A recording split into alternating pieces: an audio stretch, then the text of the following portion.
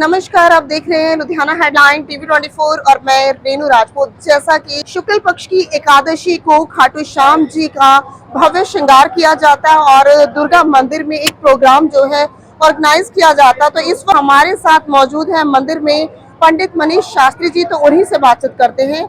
नमस्कार पंडित जी, आपका बहुत बहुत स्वागत है लुधियाना हेडलाइन टीवी 24 में। नमस्कार जी, नमस्कार। हाँ जी।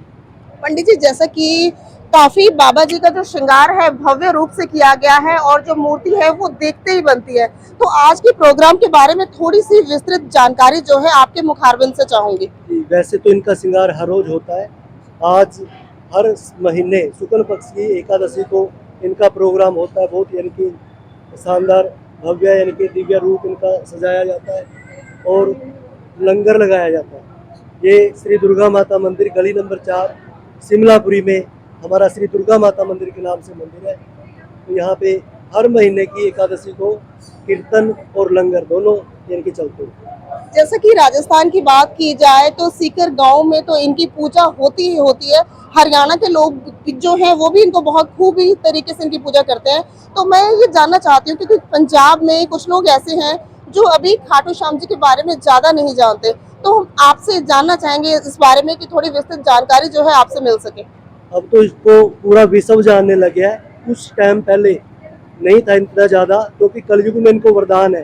जो भी यानी कि हारे का सहारा, कलयुग में इनको सबसे ज़्यादा मान्यता है। घर घर में इनकी पूजा होगी और ये बढ़ता ही जा रहा है दिन प्रतिदिन। जितना जितना कलयुग बढ़ेगा ऐसे ऐसे श्याम जी की पूजा चलती रहेगी निरंतर। बिल्कुल, जैसा कि आपने बताया कि इन्हें हारे का सहारा, जो इंसान हार कर आता है वो बाबा जी के सम्मुख आकर उनसे आशीर्वाद लेता है और अपने मन की कही हुई बातें उनसे बताकर आशीर्वाद भी पाता है। तो पंडित जी, मैं जानना चाहूंगी, जैसा कि मूर्ति की बात की जाए, बाबा जी के स्वरूप की बात की जाए, तो अधिकतर देखा जाता है कि इनका जो रंग है वो श्याम वर्ण है। उसके बारे में भी थोड़ी जानकारी आपसे साझा करना चाहूंगी। इनका वैसे एक शीश है जी, पूरी मूर्ति नहीं है। शीश का दान इन्होंने महाभारत के टाइम में कृष्ण भगवान जी ने इनका ब्राह्मण के रूप में शीश का दान लिया था, क्योंकि इन्होंने इनकी माता ने इनको जाने के टाइम पे बोला था जो हारेगा आपने उनका साथ देना। तो इस करके कृष्ण भगवान जी ने इनका ब्राह्मण का रूप धारण करके इनका शीश ले लिया, क्योंकि अगर ये वो पांडव हारते तो ये कौरवों की तरफ होते, अगर कौरव हारते तो पांडवों की तरफ। तो ऐसे तो युद्ध का निर्णय नहीं होना था। तो कृष्ण भगवान जी ने, इनकी 14 साल की उम्र थी जब ये युद्ध के लिए गए, तो महाभारत का युद्ध कुरुक्षेत्र में हुआ और ये हस्तिनापुर से उधर से चले तो पृथ्वी कांपने लगी। तो इसके लिए कृष्ण भगवान जी ने इनको अपना शीश ले लिया और उसके बाद इनको वरदान दिया था कि मेरा जो रूप होगा कलयुग के अंदर में मेरे नाम से आपका पूजा होगा। बिल्कुल पंडित जी, जैसा कि आपने बताया कि जो पर्सन हार जाता है वो बाबा के सम्मुख आता है, सब कुछ हारने के बाद यहाँ आके नतमस्तक होता है। वैसे मैं जानना चाहूंगी, क्योंकि बाबा जी तो बहुत भोले हैं और बहुत जल्दी प्रसन्न भी हो जाते हैं, क्योंकि भोले बाबा की तरफ से भी इन्हें 3 जो है बाण जो है वो प्राप्त हुए थे। तो मैं ये जानना चाहूंगी कि जैसे भक्त लोग हैं, कुछ पूजा अर्चना करना नहीं जानते और उनसे कई बार गलती भी हो जाती है, तो अगर बाबा जी की अर्जी लगानी हो तो किस प्रकार लगाई जा सकती है? बाबा जी का एक ही मंत्र है, सिर्फ कोई ज्यादा वो नहीं है। ओम श्री श्याम देवाय नमः और हारे का सारा। अगर इनकी अर्जी लगानी है तो नारियल और एक अपना जो भी मनोकामना है वो पर्ची पे लिख के नारियल के साथ में मूली लपेट के अपनी अर्जी इनके आप पास में लगाएं। इनको गुलाब और इत्र सबसे ज्यादा, ये 2 चीज ही इनको चलती है, फूल और इत्र, बस। बिल्कुल पंडित जी, जैसा कि आपने बताया गुलाब और इत्र, जिज्ञासा वश एक प्रश्न मन में उठा था कि फूल तो बहुत हैं, लेकिन बाबा जी को गुलाब ही क्यों अर्पित किया जाता है? इसके पीछे का रहस्य क्या है?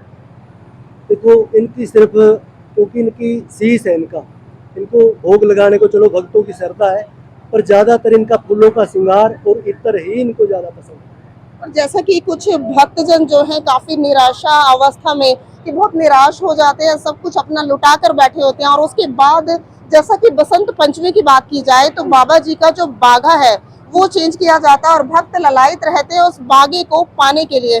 तो ऐसा उस बागे में क्या होता है, उसके चमत्कार के बारे में आपसे थोड़ी विस्तृत जानकारी चाहूंगी। जी, बसंत पंचमी को बाबा का बागा चेंज होता साल में एक बार। ये वस्त्र इनका नीचे होता है और जब ये, इसका ऐसी मान्यता है कि अगर किसी को, मुर्दे को भी अगर वो चीज बांध दी जाए पूरी श्रद्धा से तो वो भी जिंदा हो जाता है। बिल्कुल, जैसा कि पंडित जी आपने बताया कि अगर मुर्दे को भी वो चीज बांध दी जाए तो वो भी जिंदा हो जाता है। और बाबा तो बहुत भोले हैं। अगर नैवेद्य की बात करें तो कौन कौन सा नैवेद्य जो है इन्हें भोग लगा सकते हैं? इनको देखो जी, नैवेद्य तो वैसे तो श्रद्धा अनुसार भगत कुछ भी लगा दे, पर खीर चूरमा इनका सबसे फेवरेट है। जैसा कि पंडित जी जनता आपको देख भी रही है, सुन भी रही है, लुधियाना हेडलाइन टीवी 24 के माध्यम से मैं ये एक जो मैसेज जो है क्या आप भक्तजनों को देना चाहेंगे जो ज्यादा से ज्यादा बाबा के चरणों में आकर हाजिरी लगाएं? जी, आज इस कलयुग के अंदर में हर इंसान दुखी है और हर बंदा हार जाता है, तो ये हारे का सहारा है। इनके दरबार में आकर के आप अपनी मनोकामना परिपूर्ण कर सकते हैं। कलयुग में इनको वरदान है, जितना ज़्यादा कितना कोई भी कष्ट है कुछ भी है, तो कलयुग में हारे का सहारा श्याम बाबा हमारा।